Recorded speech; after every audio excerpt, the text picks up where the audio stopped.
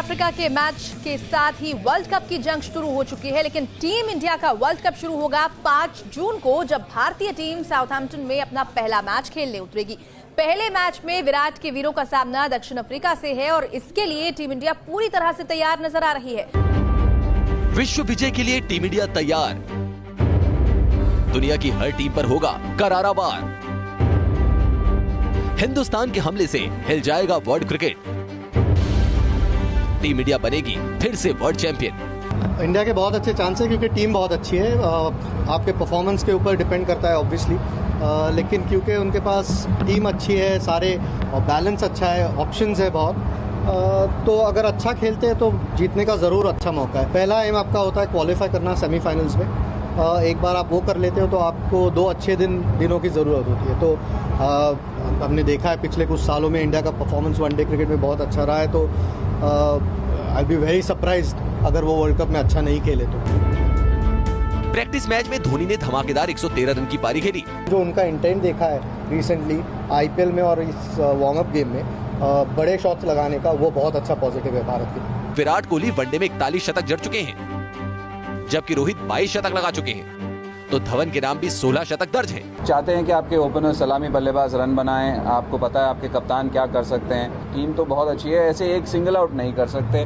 ये बड़ा टूर्नामेंट है, लंबा टूर्नामेंट है। आप चाहते हैं कि जो सारे पक्ष हैं वो भारत के एक एक टाइम पे कोई ना कोई हाथ उठाए और मैच जिताए।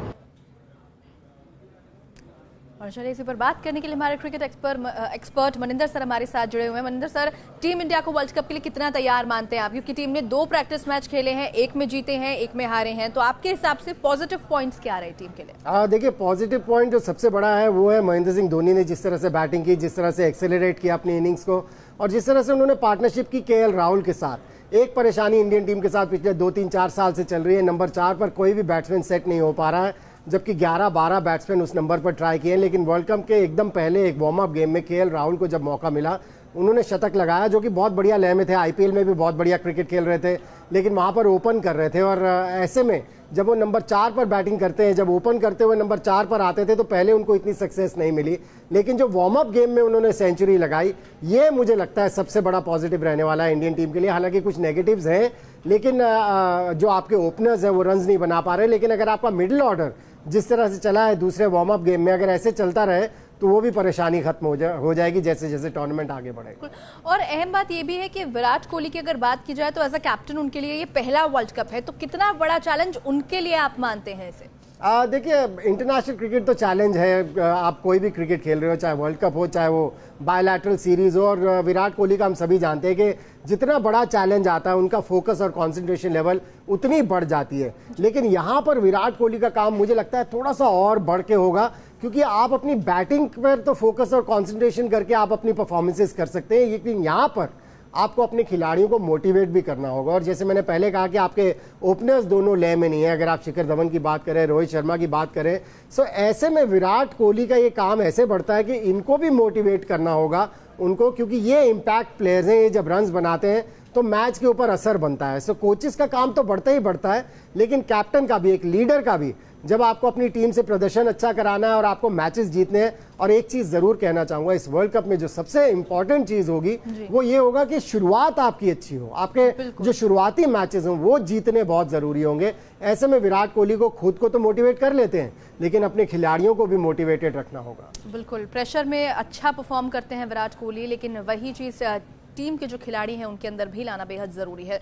मनिंदर सर, इंग्लैंड के खिलाफ पहले मैच में साउथ अफ्रीका की गेंदबाजी जो थी उसको देखते हुए टीम इंडिया अपने पहले मैच के लिए क्या खास रणनीति तैयार कर सकती है, या फिर क्या रणनीति तैयार करनी चाहिए? नहीं, देखिए, इंडिया को ज्यादा कुछ करने की जरूरत नहीं है। एक तो कॉन्फिडेंस जरूर आया होगा कि जिस तरह से साउथ अफ्रीका की टीम इंग्लैंड के अगेंस्ट हारी है, एक 1 साइडेड मैच हो गया था, और ये एक चीज पता चल गई कि साउथ अफ्रीका की ये जो टीम है ये सबसे कमजोर साउथ अफ्रीकन टीमों में से देखी हमने जो वर्ल्ड कप में आई है। लेकिन कंप्लेसेंट कहीं भी ना हो इंडियन टीम, ये बहुत जरूरी है। ये एक सबसे इंपॉर्टेंट फैक्टर होगा। और जैसे मैंने पहले कहा कि शुरुआत अच्छी होनी बहुत जरूरी है। सो ये बहुत बढ़िया मौका है इंडियन टीम के पास कि जीत से शुरुआत करें, क्योंकि अगर आप जीतते हैं, एक लय बनाते हैं, तो वो कॉन्फिडेंस लेके अगले मैचेस में उतरते चले जाएंगे। सो इंडियन टीम को बेसिकली करना यह है कि कहीं भी कंप्लेसेंट ना हो और अपना 100% से ज्यादा मैदान के ऊपर दें। तो मुझे लगता है कि किसी तरह की परेशानी होगी नहीं पहले मैच में, जो कि साउथ अफ्रीका के अगेंस्ट थी। बिल्कुल, साउथ अफ्रीका के अगेंस्ट पहला मैच है, उसमें ज़्यादा परेशानी नहीं होनी चाहिए। जिस तरीके से आप कह रहे हैं कि थोड़ी कमज़ोर टीम पहले की टीम्स के मुकाबले साउथ अफ्रीका की टीम इस बार रही है। सर, अगर बात की जाए स्पिनर्स की, तो स्पिनर्स के लिए क्या कुछ खास रहने वाला है इस बार के वर्ल्ड कप में, और कैसे स्पिनर्स को तैयार करना चाहिए टीम को मैचेस के लिए आगे? देखिए, स्पिनर्स, हमारे दोनों स्पिनर्स अगर आप बात करें, दोनों जो रिस्ट स्पिनर्स हैं, कुलदीप यादव और युजवेंद्र चहल, ये दोनों पॉजिटिव फ्रेम ऑफ माइंड में रहते हैं और उन्होंने अपनी बार बार इंटरव्यूज में एक चीज़ कही है कि विराट कोहली उनको कॉन्फिडेंस देते हैं, उनको खुली छूट दे रखी है कि आप मुझे विकेट्स लेके दीजिए, रन्स थोड़े से ज़्यादा चले जाए भले ही, कोई बात नहीं है। और सबसे इंपॉर्टेंट चीज़, फिर इन्हीं दोनों की बात करूंगा, ये हर अपनी इंटरव्यू में कहते हैं कि विकेट्स के पीछे महेंद्र सिंह धोनी के होने का हमें बहुत फ़ायदा मिलता है, क्योंकि धोनी जो बैट्समैन के एक्सप्रेशंस हैं, जो फीट मूवमेंट है, उससे जज कर जाते हैं कि बैट्समैन के मन में क्या चल रहा है और उस हिसाब से अपने इन बॉलर्स को सजेस्ट करते रहते हैं। लेकिन सबसे बढ़िया चीज़ इन बॉलर्स की क्या है कि धोनी जो भी इनको सजेशंस देते हैं ये वो कर पाते हैं।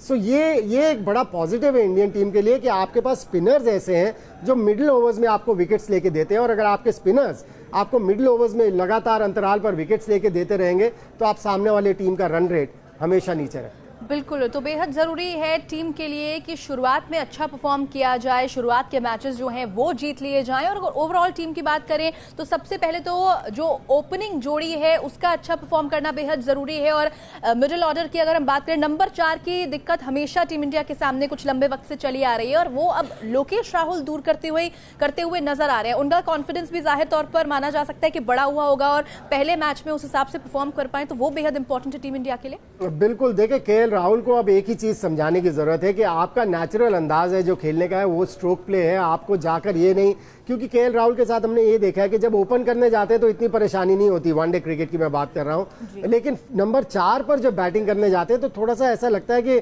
मैं पहले सेट हो जाऊं फिर उसके बाद मैं स्ट्रोक्स खेलूंगा, लेकिन वो उनका नेचुरल अंदाज नहीं है। उनको अपने नेचुरल अंदाज में बैटिंग करना बहुत जरूरी है, जैसे कि उन्होंने दूसरे वार्म अप गेम में किया, जिसकी बदौलत उन्होंने शतक लगाया, क्योंकि प्रेशर सिचुएशन में थे वो। 4 विकेट इंडिया के जल्दी गिर चुके थे, 2 विकेट भी जल्दी गिरे जब वो बैटिंग करने आए, उसके बाद 4 विकेट भी जल्दी गिर गए, फिर भी वो नेचुरल अंदाज में अपने बैटिंग करते रहे, जिसकी वजह से किसी तरह का दबाव उनके ऊपर नहीं आया, बल्कि सामने वाले बॉलर्स के ऊपर दबाव आया।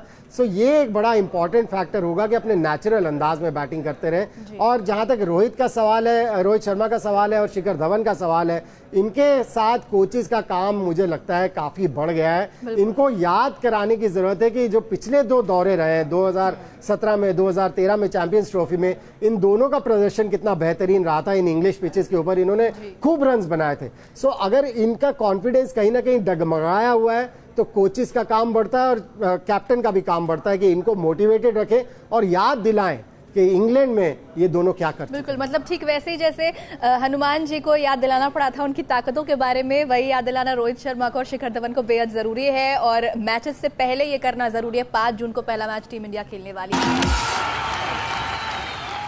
तो 2019 वर्ल्ड कप का आज दूसरा दिन है और वर्ल्ड कप में आज की जंग होगी पाकिस्तान और वेस्टइंडीज के बीच। ये मैच दोपहर 3 बजे से नॉटिंघम में खेला जाएगा और पाकिस्तान वेस्टइंडीज दोनों की कोशिश जीत से वर्ल्ड कप की शुरुआत करने की होगी। लेकिन क्या गेल और रसेल जैसे विस्फोटकों से भरी वेस्टइंडीज टीम को रोक पाएंगे पाकिस्तानी गेंदबाज? क्योंकि वेस्टइंडीज ने अपने दूसरे प्रैक्टिस मैच में न्यूजीलैंड के सामने 429 रन बना दिए थे। तो आज पाकिस्तान और वेस्टइंडीज की भिड़ंत और दोनों में से कौन जीतेगा आज का मैच, ये देखना दिलचस्प रहेगा। गेल और रसेल के सामने पाक गेंदबाजों का आज टेस्ट है।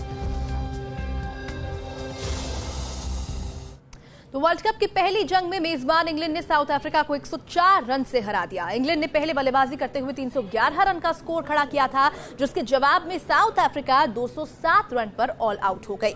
मैच में 89 रन और 2 विकेट लेने वाले बेन स्टोक्स को मैन ऑफ द मैच चुना गया। साउथ अफ्रीका को हरा दिया है इंग्लैंड की टीम ने।